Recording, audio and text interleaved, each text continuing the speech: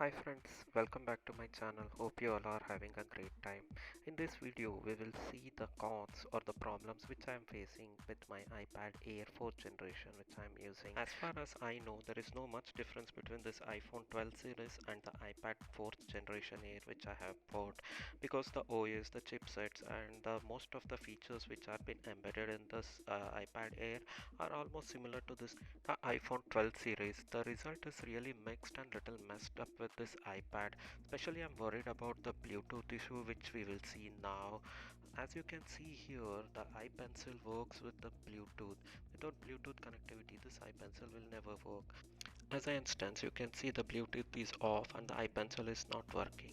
Now let's connect this iPencil and see. As soon as you attach this iPencil and tap here, the Bluetooth will be turned on automatically and the iPencil will be connected using the Bluetooth. Now you can see it says that Bluetooth is on and it says iPencil is connected.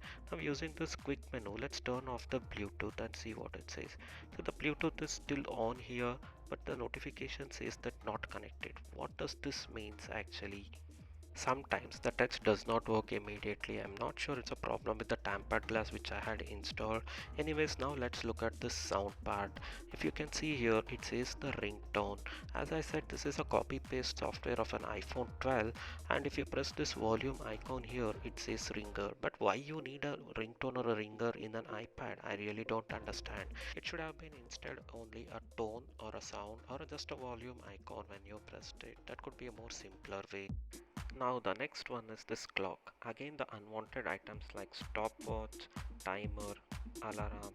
I really don't know why people will use it on this iPad instead of their phone, which is very handy to useful.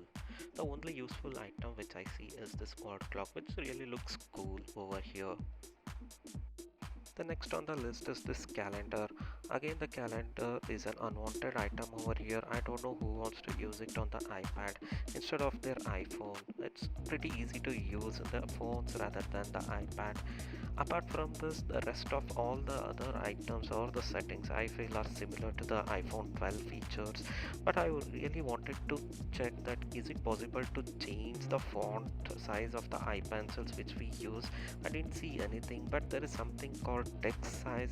When I clicked on it and when I tried to change it, it was just changing the resolutions of or the text size of the icons and other things, but not exactly the pencil. I really don't know why they have not given that option over here. This is a pretty disappointing to me. The next disappointment is no default game. Yes friends, at least we should have a default game as it has in the MacBook series, and this is pretty much needed for this much big screen I feel. And the next one is this calculator. This is a very simple and a common basic tool which everyone will be using. If you are able to give the clock, stopwatch, timer and other stuff, and why are you not able to include a calculator, which is very simple. And this is what I think friends. Please let me know what all do you feel about this. Overall friends, these are the cons which I feel on this iPad. Please let me know what do you think on these points.